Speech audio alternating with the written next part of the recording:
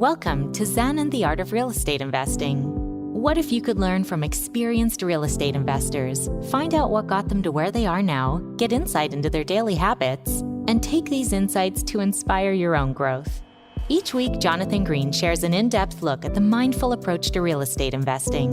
Jonathan is a lifelong real estate investor, advisor, and coach, as well as the founder and team leader of Streamlined Properties. Whether you're looking to start from scratch, get to the next level, or just for a straightforward and honest approach to real estate investing, Jonathan seeks to provide a free mentorship program you can take with you anywhere. Now, here's Jonathan.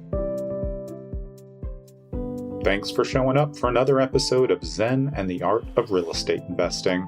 My guest today is Wendell Butler. His company's called Hammerhead Capital, and what they specialize in is direct purchasing ability and cash offers, smooth, stress-free transactions, no matter where the house is. And Wendell learned this, what you're going to hear about, is on his own, figuring it out from his first investment property along the way. Let's get to it.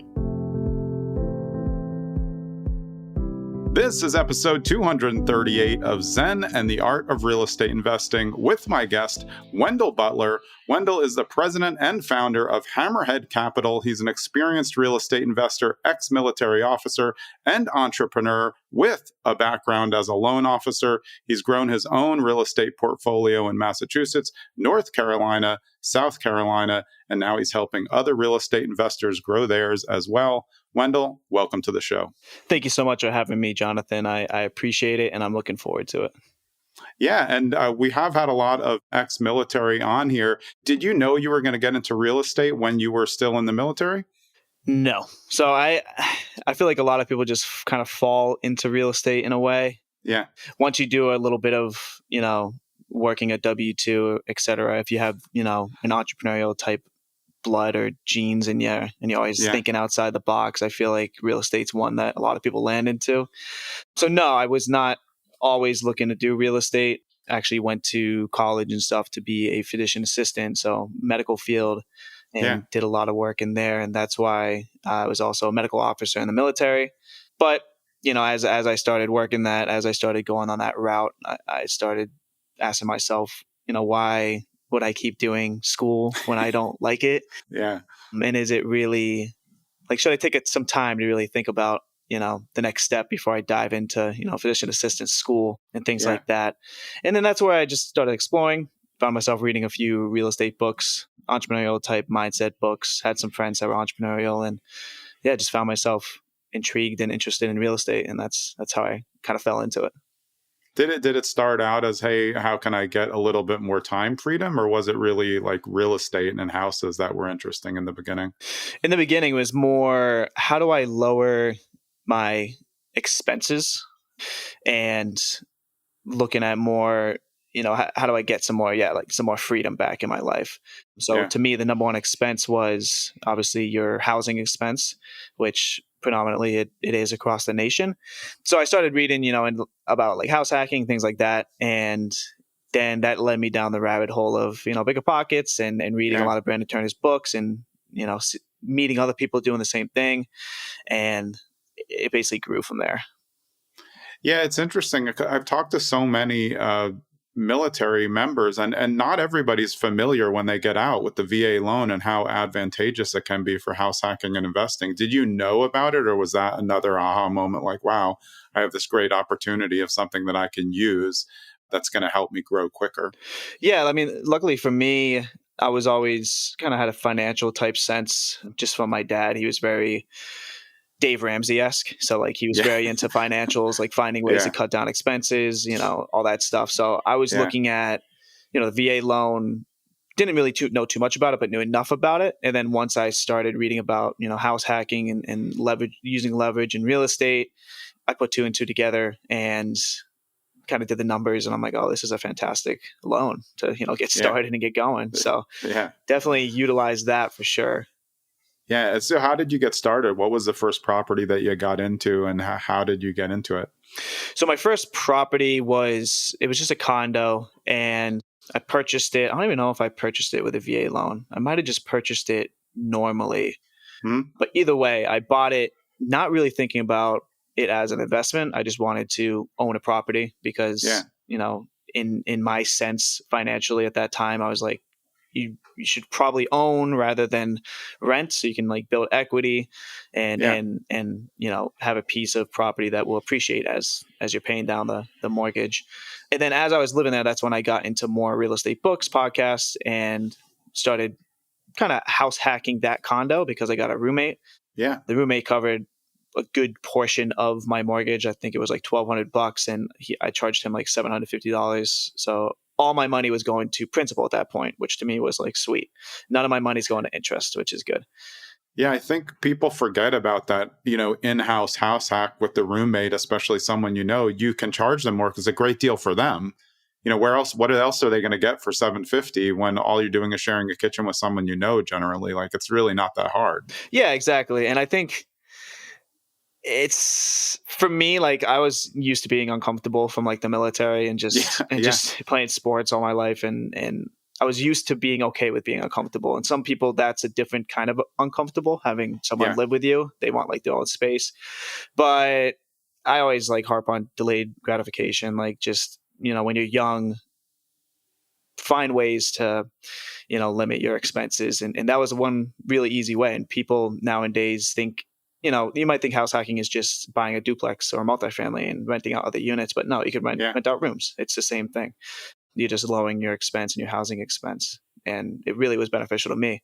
And then as I lived there, my roommate didn't really enjoy this too much, but that's when I started understanding, sweat equity and building a little bit of wealth by just making the property better as you live there. So it turned into a condo house hack / live and flip, because I looked around and he wasn't aware that you were going to try to mess around on the inside. Yeah, he's like living there, and I'm like, I'm going to take down this whole kitchen and put up like a brand new one. And he's like, okay. And then we were living out of like boxes, like with like cups in our boxes as we were living there. And he was like, okay. He helped me paint and side fridge and hot plates. You got to get it done. Yeah, right. You gotta find ways to get it done. Luckily, he understood what I was doing, and he's all about it. Understood what I was trying to do, and he was interested in helping too. So it was really, really nice in that sense. But yeah, I did I redid the kitchen. I redid I painted, freshened up some painting, some fixtures, etc. Nothing crazy. I think I put in like $14,000 into it, and that increased my property value to, when I sold it after a year, bought it for like $140,000, put in like $14,000, and I sold it for like $225,000. Wow. And and that's a condo too. It's not a single family. That's great scale. I mean, I'm not going to say COVID and that, huge rise didn't help me. Like it probably would have sold for like, $200,000, but even then, right. So you live there for a year, you can get all that gains tax free as long as you're under like that certain amount of, $250,000, and if you're there a year, it's $125,000. So I walked away with like a profit of like $70,000. They gave me a check, and I looked at it, and that's when the moment was like, aha! I just made 1.5 times my current salary at that point, right? And I was like, I'm just gonna definitely start looking at real estate a lot more. Do more of this, less going to an aha. But every investor has an aha moment at some point. It's either a check or a light bulb goes off when somebody explains something new about investing, like how it's available to scale. But yeah, 70 grand on something that you didn't live in for very long is definitely okay. Why don't I just keep doing this? Of course, it can't stay that good for everyone, and I'm sure it didn't, but it certainly leads you in the right direction of saying like, hey, this isn't that hard if I choose correctly. Absolutely. Yeah. And I'm not going to say I used that first check very wisely. I think that's part of just growing, and getting like a big... Well, you get so hopped up about it that it's like, how much can I do? A lot of people say, I took that 70 and I bought like a sixplex. And you're like, ooh, you're not ready for that. Yeah. I took the 70 and I ended up buying like a duplex. I have to do like a house hack there and a BRRRR type situation. Yeah. But I used a VA loan again. So I didn't really need a lot to put down there. Yeah. The rest of that money... let's just say I didn't really use it the right way. I went on like vacation and stuff and like had some fun with it, but I take that as a learning. Everything's a learning lesson, right? So I got that check. Thankfully, I used part of it to further on my real estate career and start the new project and a new career trajectory. But the rest of it, I didn't really use wisely. But that did teach me, hey, money comes and money goes. When you get big checks, which happens in real estate quite a lot, you need to figure out where to put that money to continue growing and not have it hang around, because when you're younger too, like you get a check like that, it can fly away pretty quick if you're not. Yeah, and I mean, the overall goal is that time enjoyment, being able to do what I want. So yeah, a lot of people do. I mean, it's still a fair trade. At least you siphoned off some of it for another property. Mm-hmm. The goal is eventually to be able to vacation when you want. So taking a small chunk and being like, I'm just going to use it is just kind of part of the journey. I agree with that. Yeah, you got to taste a little bit of like the fruits of your labor. You can't just work all the time. You got to go on vacations, have a little fun, and realize that's what you're working towards, that freedom, because that'll make it so you don't get as burnt out. If you're just working the whole time and you're not like enjoying kind of the freedom that you're trying to build or giving yourself taste of it, it defeats the purpose, to me personally, of what you're trying to do and what you're trying to accomplish. Yeah. Yeah. Was there a point that came where you're like, okay, this is all I'm going to do. I'm just going to focus on this full time. And when was that? Yeah, absolutely. So after that condo, I did like a duplex house hack with my VA loan and creatively, raise some capital from a family member to help basically put no money in myself, but then fix up the property, increase its equity, and refinance out of it to then live in there and house hack. Yeah. That's when I started getting like passive income from it, because I had a unit and then I had a roommate in my unit as well. So I started getting a little like $100 or so over the mortgage amount, which was nice. That is when I realized I wasn't quite ready to take the leap yet, because I did not have like money saved. I didn't have a cushion or anything. Yeah. But that's when I realized, hey, I might as well get a W-2 job or like a 9-to-5 job in the industry that I'm interested in, which was real estate. And that's where I landed with lending. So during COVID, I got into lending as an assistant LO, learned more than you could possibly learn in like a span of 2 years, because it was it was insane. Like the person I was working for was turning like 12 to 15 loans a month, and I was helping her do it. So like I learned everything about lending possible, which, one, it was paying me my paycheck that I could, live. And then two, I was just learning for the future for when I did get into real estate more full time. I had that lending background that allowed me to underwrite better, understand loans better, and be able to talk to lenders better and find like the best loan products for what I'm trying to do. Yeah. And I say that Smart. It sets me apart from a lot of investors, because some investors get bullied by lenders a bit, but I kind of bully them because I know exactly what they're looking for, and I can give them everything up front. And I don't know if it makes them like to work with me or not, but I mean, overall though, it's probably smoother. I think everybody wants to work with someone who's straightforward and knows what they want, and then can decide like, you know what, not a good fit for me, instead of doing the dance the whole time, which does happen with a lot of lenders. You're like, wait, what's this $9,000 origination fee that we never heard about? Like that's not going to work. But yeah, I think that does help a lot. And I think it's good advice for people who are younger, who are like, oh, how's my way in? I can't just become a wholesaler tomorrow with no money. You need some money. Lending, you're looking at deals all day. And what are the deals? They're houses. Yeah. I mean, you're getting a preview of what you can do. And as you said, how to present yourself for the loans and what you're looking for in terms of the loans. Yeah. You're basically getting paid to learn about deals constantly and getting introduced to numerous types of deals that you're just getting paid to learn from. So it just sets you up that when you're ready to take that leap and start doing deals yourself more often, you have a better understanding of what you're looking at. What's a good deal? What's a bad deal? How to look at deals, how to look at lending, how to look at budgets, everything like that. But yeah, I worked in lending for about 5 years or so. I started conventional, went over to hard money. In that time frame, I purchased an 8-unit property. Again, raising money creatively through family members to basically get into it with not a lot of money out of my pocket, because I didn't have the money to do it. But I had the idea now and the experience and the courage, I would say, to just take that leap and try to stabilize a multifamily. That one I bought for like, $470,000. I understood the market there pretty good because I lived right at the town over, and I found it on Facebook. And that was really the project that set me on the trajectory to go into real estate full time, because after all said and done and I stabilized it, I was all in for like $600,000, and it was worth like 1.1 million or so. So it was at that point, I held it for like a year or so. I was just going to keep on continuing house hacking, going like the slow journey of, house hacking once a year and building real estate that way. But then I got to the point that I was in hard money lending. I was seeing deals come in. I was talking to investors, right? And I'm like talking to them and I'm like teaching them how to do it. And then I was like, so these people can do this themselves and they're making how much on this? And I did the numbers. I'm like, oh, they're making like $30,000, $40,000 every flip or et cetera. And I'm like, I could do this. I just need a cushion to get me going and just to make that leap. Yeah. And that's when I decided I'm not a big like sell your properties. I'm a big like buy and hold person. I think wealth is created with time. But I think at this point, I just did the numbers and decided to sell my 8 unit, took that lump sum of cash to then go into my business full time. And that's where I kind of took that leap. Yeah, I mean, an 8 unit's a good chunk, but I think that's a smart move. It gives you the opportunity. The funniest thing is what I've heard from so many people who have a background in lending or accounting, it's always that they're looking at all these people making money in real estate, and they always come to that same realization, like, why aren't I doing this?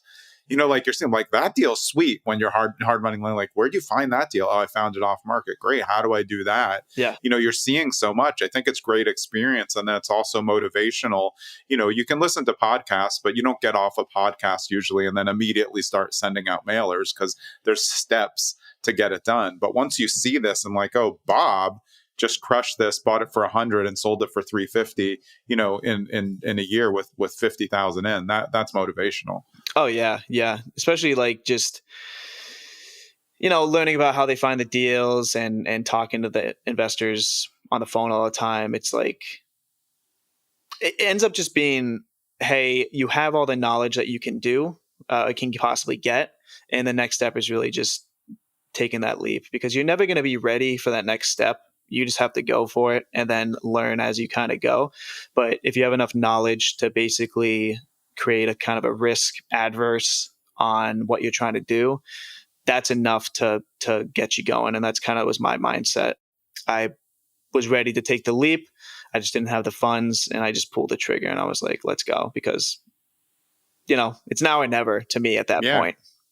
Yeah, I want to ask you about getting money from your family and friends because I think it's a holdup that a lot of people have. One, what gave you the confidence to be able to ask for it even earlier, when you didn't have as much experience? And then after, because I think, people get to a point where they're going to be out of money on their first deal, it's just not there. What made you think you could do it? And then how did you convince them that it was going to be safe for them? I think it was a combination of having, those 2 deals under my belt before, the little track record. Yeah. So you want to have at least a little bit of a track record or at least partner with somebody that has a ton of experience because that's going to make the person that's going to lend you money a little bit more comfortable. And then you want to just be able to lay out that deal in the plan to a way that you can communicate it with the person that's interested in lending you money. Yeah. And as long as, the communication is right and everything makes sense, it's really not a huge risk to the person that's lending on it as long as they have the correct liens in place, the correct insurance in place, etc. The worst thing that could happen is like I fail and then they just take over the property and either sell it or continue doing what I was doing. Yeah. Good thing about real estate is, especially 8 unit properties, they don't really go down in value too much. They can only really go up unless like something drastic happens. If you increase rents, et cetera, like the value is just going to go up because it's all about the NOI. So just explaining all that to people that are interested in lending with you and just making sure that they're comfortable, you're comfortable, and everybody's on the same like page of what's going on. It never hurts to just do that and ask. And I think it's what people are afraid of is asking and getting told no. Yeah, no, they're always scared. But if they just won't ask, you'll never know. Yeah, if you don't ask, you won't get the no. At least try to get the no, if anything. And yeah, the biggest thing I would say is just a track record, proving that you are all in on the idea of it and that you aren't just having this quick, like, I want to try this out, because that's risky. That's risky to everybody involved. So it's just being confident, having a track record for sure, even if it's 1 deal or 2, or just being part of a deal that maybe you didn't do, but you were just involved in the process of it. That alone allows you to have like a track record and some experience to make someone that's going to invest in you more comfortable. And family and friends are more, it's more of an emotional investment. Yeah. So it's less of looking at, yes, they care about the numbers, obviously, but they also want you to succeed and help you get to your dream as well. So friends and family are always the easiest ones to raise money from. There are some situations where friends or family might not be the best place to raise money, especially when they get very, in on the deal. They start telling you what to do. Yeah, exactly. You're like, you're supposed to be silent. You're practicing for later syndications on this. Like, no, we just wanted that. That's it. Yeah, but I mean, I think you still have to present yourself well, and your background in lending at that point probably had you talking the talk much better than somebody who hadn't been looking at the numbers coming in and out all the time. Exactly. Yeah, and I could lay out like an Excel sheet and formulas and stuff to really show them what's going on, what the plan was, and it's like presenting a business plan for like a small business loan, right? You have to explain the project, what you're going to do, the timeline, and how much they're going to make, and what your exit strategy is, and when they're going to get their money back. And it's all about communication, being upfront, being very high integrity. Don't ever BS numbers. Don't ever exaggerate. And I always try to give worst case scenarios. So I say, this is the worst case scenario that could happen, but it's probably going to land somewhere in the middle. And then this is the best case scenario. Yeah. You want to give yourself room to improve, and make them more money than they thought, which is then a windfall, because then they're more likely to keep going on the next one. Like, why not? You proved yourself. Exactly. Yeah. I forget what the saying is. It's like promise. I don't know. Under promise and over deliver. Yeah. Yep. Exactly. Yeah. And it works. And it doesn't mean like you say you're going to suck. It's just you're trying to hit that mid range, and then you're probably going to do better. But you never know. An 8 unit, you could get a mechanical failure that could cost more, if the due diligence is off when you're new. But yeah, I think, as you were saying, when you're asking for private money, family, friends money on an 8 unit, they can look at it and be like, well, I mean, there's 8 streams of income coming in here, barring a vacancy. And if you're in an area where there's not going to be a ton of problems with it and the units are in decent shape, you can look at it and be like, I mean, this is like a money making machine. That's what investors want. Exactly. Yeah. And you just got to communicate it the best possible way to make it almost Barney style to people that want to invest. Because a lot of people that invest in real estate don't have time to, do it. That's why they're investing in it, because they trust you with your experience and they have a broad understanding of it, but you just want to break it down for them and really let them understand the deals so they're the most comfortable possible. Hey, it's Jonathan. I hope you're enjoying this episode with Wendell Butler. And on this brief interlude, I just want to remind you that it's important for the podcast that you subscribe. When you subscribe, you get those automatic updates Monday and Thursday when the new episodes come out, and then you're just ready to go. And if you haven't left us a review, it would really help us if you left a review wherever you listen to podcasts. Let's get back to Wendell. So how did you keep growing? Because I mean, everybody hits a wall at some point. You obviously took that money and then put it into your own business, which now, Hammerhead, is that a local home buying company around the Charlotte area? So Hammerhead Capital right now is predominantly like a fix and flip business for residential properties. And the reason for that is I was from New England, lived there most of my life. And that's where I got started with these 8 units in the duplex and the condo. It's a big multifamily area there. It's like the multifamily capital of like the United States. There's so many multifamilies. So I was very into multifamily, right? But I didn't love New England. So I decided to move to Charlotte because I was born in Charlotte and I've always just visited it and loved it. And I just needed to get out of New England. Didn't really want that 56 inches of snow in the winter? No, I did not. I was sick of it. I was really sick of it. So I made the leap to come down here with the idea of still doing multifamily because I'm like, I'm really good at this multifamily stuff. I've learned a lot. Like I'm confident in it. But I got here and the multifamily in Charlotte is totally different. It's like people are buying it at, 4, 5, 6 cap rates. There's no way to make cash flow work on these properties. They're hard to find value adds multifamilies that work currently. Yeah. So I spent like a year here being like, I can't find anything. I found one property that was a 32 unit and we ended up buying that one. And the way that to get back to your question of like, how did I scale? It's all through networking, right? It's through finding people in the same mindset that's trying to do the same things in real estate, seeing if you can, mesh with them well as friends and business partners. Yeah. And then helping each other try to grow. So I have friends up in New England that are total multifamily gurus. They went from like 50 units to like 300 plus within the past year. They just totally turned into overdrive. And part of that was the 32 unit that I brought to them to help them kind of take off. I didn't have the ability to raise money right at that point. We needed like $750,000 to raise. I could raise a little bit, but not that point.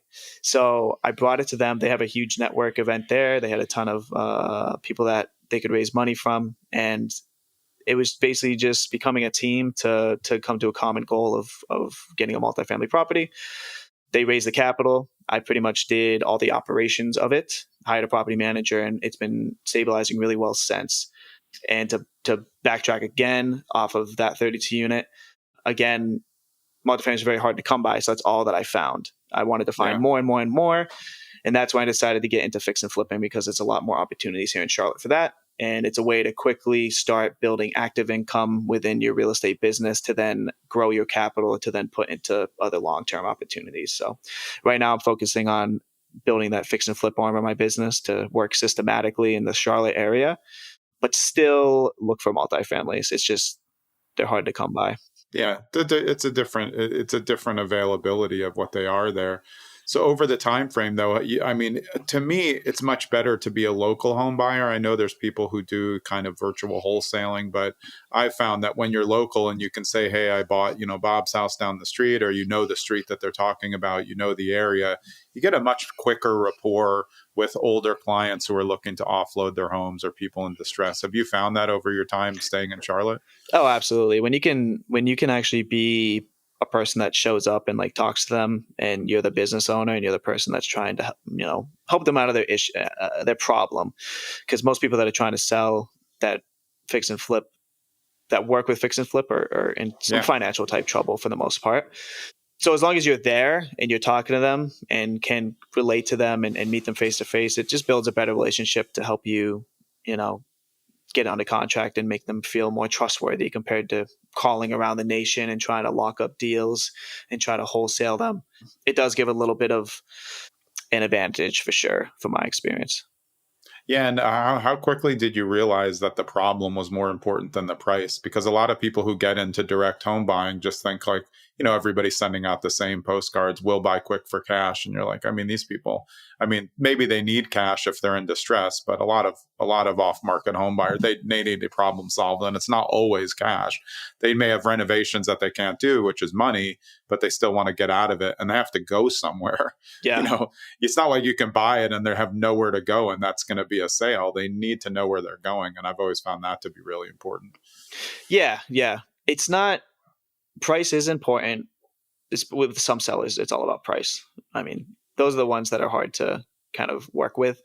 Yeah, they usually don't work because they should just go on the market and sell to somebody else who doesn't know. It doesn't make sense. And like I'll tell them, real estate's, it's all about people, right? I know it's about, buildings, properties, etc. But real estate is all about people and building relationships. So in my experience, when you talk to a seller and they have a problem, you just want to really figure out what's going on and what's going to help them out of that situation in the best way possible. And you can get creative with it. You can be very straightforward with it, with like just the price that you offer. But just from my experience, talking to them, understanding where they're at, understanding what they're looking for is way more important than the price. So I usually never even mention price or anything until I get a whole synopsis of what's going on and what they're trying to do. That's why like a lot of these mailers that people send out that have like the blank checks and things like that, I hate those. Yeah, I hate and people always like, hey, they got really good response rates. And it's because you're offering them a price that you're not going to pay them. Like you're not going to give them that price. You're going to go back. Yeah, of course. Right. And it starts it off on the wrong foot, right? So the way that I approach it is when I do mailers, it doesn't talk about price at all. It just talks about, hey, I would like to buy your property. If you're interested, just, reach out, blah, blah. It's more of a handwritten note too. I use the service for handwriting because I think it's more personable.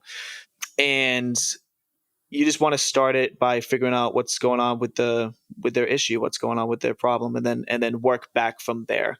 And that's where you can figure it all out, tell them how you can help them, and then you visit the home, and then you can come up with like a one-time firm price and an offer rather than, sending them a blank check that has like $300,000 on it when realistically you're going to buy it for like 150. Yeah. Because then you're battling an uphill battle against someone that's like, you said 300. That's just it's a bad use of time. When I used to do off market mailers, I'd get a bunch of calls and they'll be like, well, tell me what you're going to offer before I walk out. And then I'd say like, how the hell can I tell you? I don't even know what condition your property's in. Yeah. It could be $100,000 difference if you have a dump or if you've done any work. Like, oh, they're like, but I told you what I did. I'm like, well, what does that matter? Do you think that's going to, why would you want an offer now when I haven't seen it? That doesn't mean anything. It's literally zero because unless it matches up completely and then we do an inspection, it's not going to matter. So if you're hiding stuff, you might as well, we're always asking like, tell me what's wrong with it. And they're like, no, it's in good shape. And then you get there, it's a complete shithole because they're just embarrassed. But it's like, well, this is why we go see it. And I agree with you. I think it's silly to send, it works for land flipping because there's nothing there. Yep. But for house flipping, there can be so many things wrong with it. What if it's a cat piss house or what if it's a mold house? You can't just send out an offer thinking it's going to write. And then, like you said, that's a bad setup because then you're backtracking instead of moving forward. So I would never go on those appointments. I'll never say a number first either. I want to hear what they're going to say. If they won't say and I go do the appointment, run all my due diligence, then I'll put out a number. But I guarantee it's always going to be lower than they think. But you just have to be able to explain it, right? To tell them this is why these are the repairs that you need and these are the market values. And if you explain it well enough, they can kind of see it as reasonable against the other people that we're talking about who are sending the blank checks.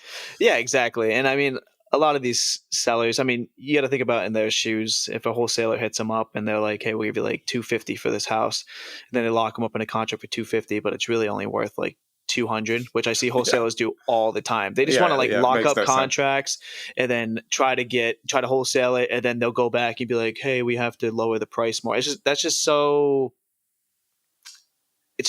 waste of everybody's it's a waste time. Of time. It's kind of immoral. You're locking up the seller to just knowingly backtrack. It's low integrity to me personally. And yeah, I agree. I would rather just, talk about the problems, figure it all out, and then come in with a price. And you can always work from there on the price too. You can get creative with it. So you do like novation agreements. You can help them, find another place to live. You can help them with moving costs, like things like that are involved in the price as well.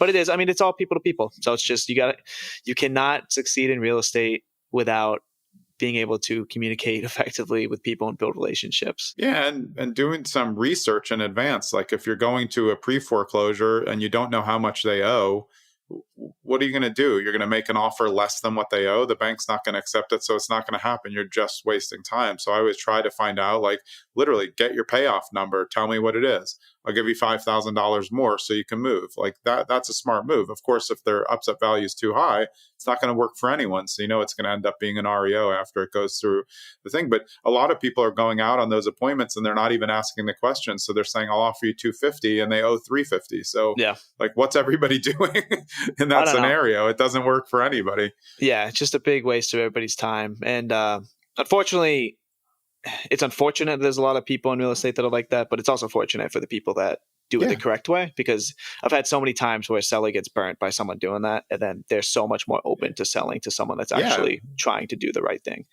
Yeah, that's the trust thing. Like you said, you build trust with people and you shouldn't be trying to make sales overnight. And I've always found that in my experience, the best wholesalers aren't wholesalers. They're home buyers who get too good at their marketing and lock up too many properties, so they have to wholesale. But they've built a trust relationship, so when you buy from them, you're not buying from, the shifty daisy chain of wholesalers with a 20K spread and a 5K spread. You're like, why did I see it on 3 wholesaler site? Oh, we're all trying to work on it so you can each get a penny. It gets silly, and we see it inside the industry, and the sellers are the ones who are getting screwed over by it. Yeah, unfortunately, it is. I mean, I can't tell you how many deals I've locked up where I realized it was a daisy chain, and I'm like, okay, it's the worst. Well, hopefully this closes, and I can tell you right now from my experience, like, less than 20% of those close, because it just, something goes wrong in between the communication of so many people. And and the seller was lied to at some point, because they don't know that they're on a daisy chain with 3 people trying to take little bit of a piece out of that big bread at the end, when they're trying to get the most that they can. Yeah, I'll never understand why. I would rather lose the opportunity to wholesale someone's house by telling them that I'm going to wholesale your house. This is how it works. And I could save you, this money, blah, blah, blah. And this is what you walk away with. Then lying to someone and being like, I'm going to buy it for this price, and then wholesaling it secretly. I would lose hair because I'd be so stressed out and feeling wrong. Yeah. I think the majority of people who do it kind of unscrupulously in the beginning are usually working for bigger companies that are more spray and pay. So they're not really like paying attention as much. They're just like, let's lock up as many as you can. Yep. I mean, I remember getting deals from a very reputable off-market acquisition company, and then they were all listed. They were buying them off the MLS. I'm like, what? Why would I buy something that you bought off the MLS? They're like, well, it's still a good deal. I'm like, I could have just bought it. Why would anyone buy this? They could have just bought it the same way you did. This makes no sense at all. I don't get it in any way. Yeah. One of the first things I do when a wholesaler sends me a deal is I just, search the address. And if it's listed, and like under contract, I'm like, I don't want this. No, thank you. Yeah. Because I already know it's a bad deal. Yeah, just if you have it on novation, just let us know. We understand how it works. But yeah, there's, real estate would be so much easier if it was transparent. So like you're saying, and like we were alluding to, being a local home buyer and being someone who's going to show up and do what they say will put you way ahead. There's a lot of sellers out there who've had terrible experiences, and that's where the good people can help save them. And I think the good home buyers and good investors are always trying to help people, and we don't always get that reputation because the world just looks at it differently. But there's a lot of investors out there whose main goal is like, hey, help people, but I'm going to make some money too. Everyone's going to win.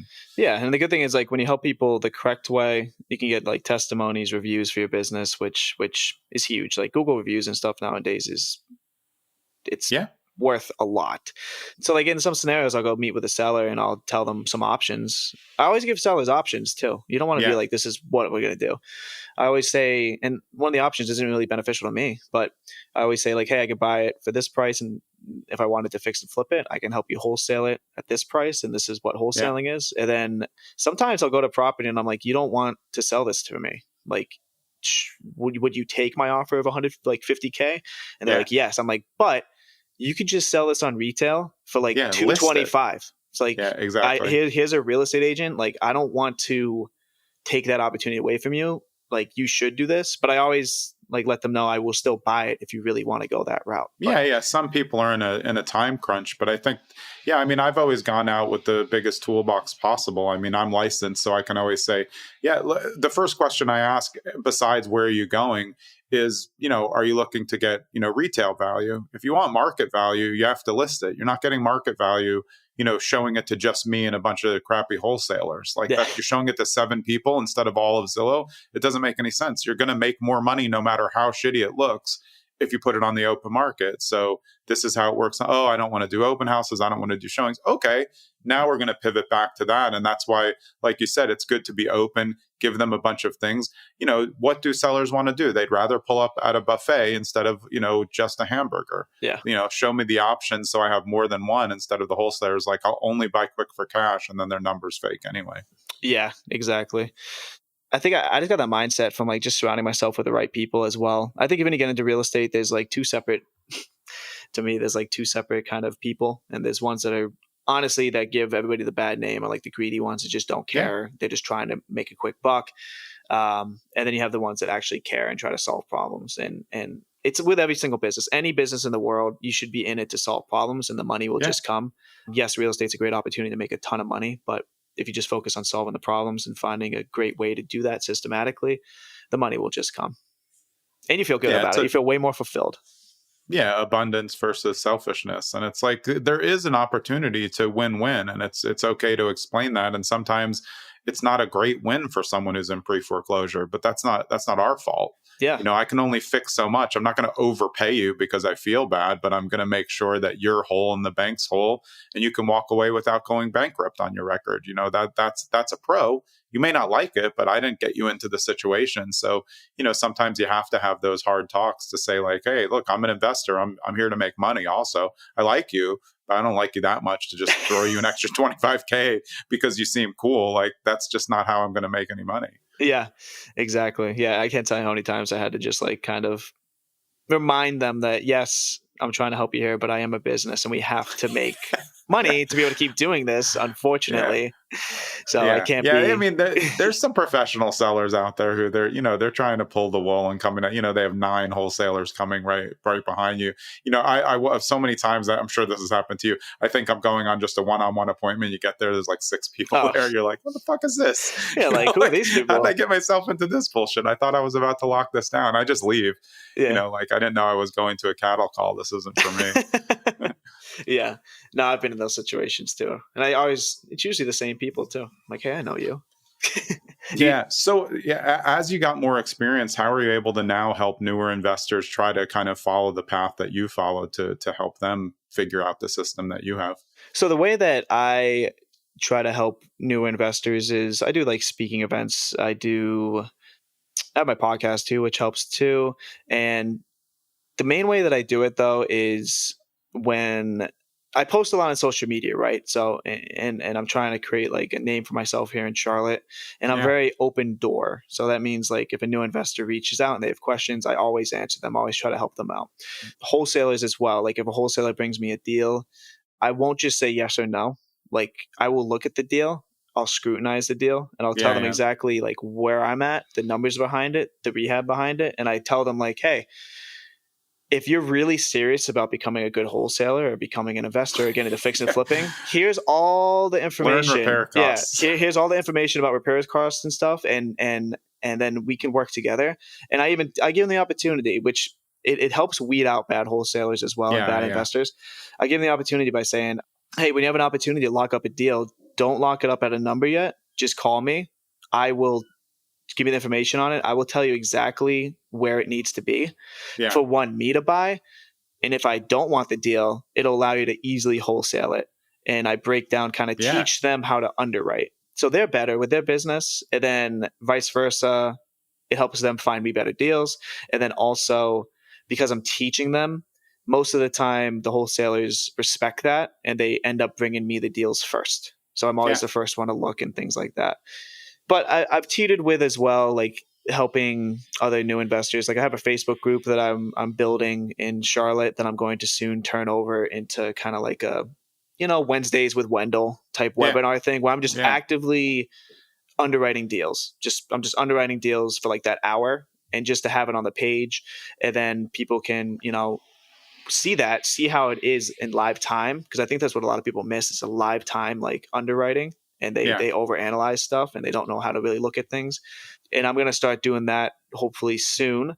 And from then on, maybe I'll create like I hate doing saying a mentorship program and things like that, but maybe something along those lines, because there's a lot of investors or gurus out there that do like one deal and they're like, buy my course.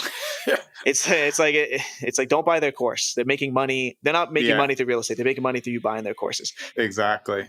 But like, I would like to just have webinars or like actually online sessions where I can answer questions in live time and like underwrite stuff live time and teach people how to invest or how to get into wholesaling, how to look at deals, etc. Because in turn, they'll probably come back to me with deals, want to partner with me. So it helps me and then it helps them because I can help them find ways to find deals and then be kind of a partner that if they can't close it, I can help them get their first deal as like a partnership and get them on the right path. That's kind of some ways that I've thought about it and other ways that I've kind of helped with the community.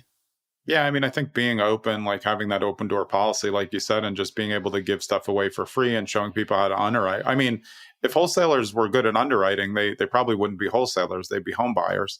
You know what I mean? They don't know what they're doing, and but if they got better at it, they'd sell a lot more, and then they could be investing. But when your numbers are terrible, your repair costs are off and your ARV is wrong, it's a silly proposition. So it's good to help them out. I'm sure they're not receptive most of the time, but the ones that are going to do much better long term by saying, okay, well, I really got to learn my repair costs. I need to know some contractors so I'm not so off. I mean, if you can break down the whole house as a wholesaler and all the repairs and it's correct, you'll have buyers lining up. You won't even need to go to an email because you'll be able to sell them to good investors, that first VIP list because your numbers are correct. Exactly. No, and there's a few wholesalers that I work with now that are just like that. Like every time they send me a deal, like their numbers are spot on. And it's fulfilling, I guess. It makes me feel good to finally see like some wholesalers do the correct numbers, because 75% of wholesalers, they'll send me a deal and I'm like, this is horrific. Like, where did you come up with this number? Like, and I mean, granted, it's a lot of people trying to get into it from like seeing those guru courses. They're just trying to lock up whatever. And that's where I try to help them. But yeah, if you focus on wholesaling is the hardest thing to do in real estate, because you have to not only underwrite as a fix and flipper mindset, but then you have to backtrack that and work in your assignment fee. So you're not only buying it at what a fix and flipper would, you're buying it for less. So you have to deal with that with the seller, trying to negotiate that. And then vice versa, you have to deal with, you know, investors coming in with their own numbers, all different type of numbers, all different type of repair budgets, and them scrutinizing your deal as well. There's no technically risk involved with wholesaling because you're not, you know, you don't have to really put down much. Maybe you can put down a due diligence or et cetera, but barely any most of the time because the sellers just don't know.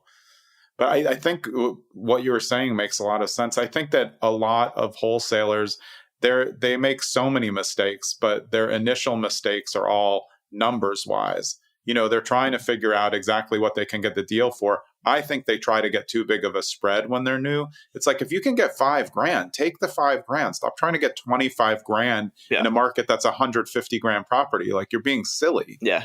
You know, like if you overpay for something for $150, but someone will give you, you know, $160, take the $10,000. Oh yeah. You know? Relax. Like, you're not making $100,000 overnight. Just build those relationships and get more reliability on it. Yeah. It comes back to like that delayed gratification and just getting repetitions, tons of repetitions. And most deals in real estate are base hits. Right? You just continuously get base hit, but then you fall into like that triple, you fall into that double, you fall into that home run grand slam. And those are like the awesome deals, but not every single deal is going to be that, honestly. Like, most deals would just be base hits. And then randomly, as long as you're doing the repetitions, you get those big spread ones where you can get a huge opportunity. Yeah, and sometimes it's a base hit for you, and then it's a triple for the investor who's going to fix and flip. But you don't have the money to fix and flip, so you can't get more than a single. Like, it's just not in your bag at the time. Yeah, you got to take what you can get, and money now is worth more than money in the future for the most part, especially with wholesaling. So yeah, it's all about just doing repetitions, doing it the right way, having the right integrity, and just being open to learn, being a sponge. That's the biggest thing. Awesome. Where's the best place for people to get in touch with you? First, is it your website, hhcapitalrealty.com? Yeah, so that's my Hammerhead Capital website. That kind of just gives you a review of what I do with my business, gives you some synopsis of what's going on currently with some flips and projects we got going on. You can reach out to me through there. There's a contact page there. You can also email me, which should be on that website as well. And a lot of people reach out to me on Instagram. So my handle is just Wendell P. Butler IV, because I'm the fourth.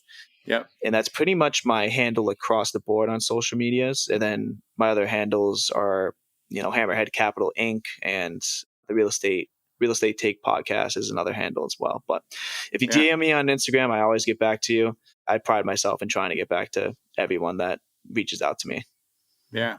Awesome, man. Well, I really appreciate you spending the time giving us some local home buyer knowledge, and I look forward to staying in touch with you. Absolutely. Thank you for having me on, Jonathan. This was great. Yeah, appreciate it. All right. That was Wendell Butler. He's the president and founder of Hammerhead Capital. Again, you can find that site at hhcapitalrealty.com. I'm Jonathan Green. We'll see you next episode.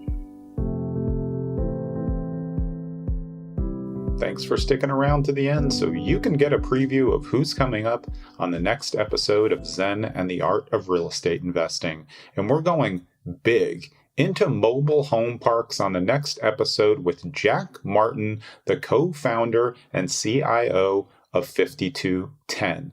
Now, Jack's not just a mobile home investor. He spent 14 years sourcing off-market properties and building relationships, acquired and sold over 2,000 single-family homes and over 900 apartment units in mobile home parks before in 2016 going focused only on mobile home parks. This is the show for you if you're interested in mobile home parks.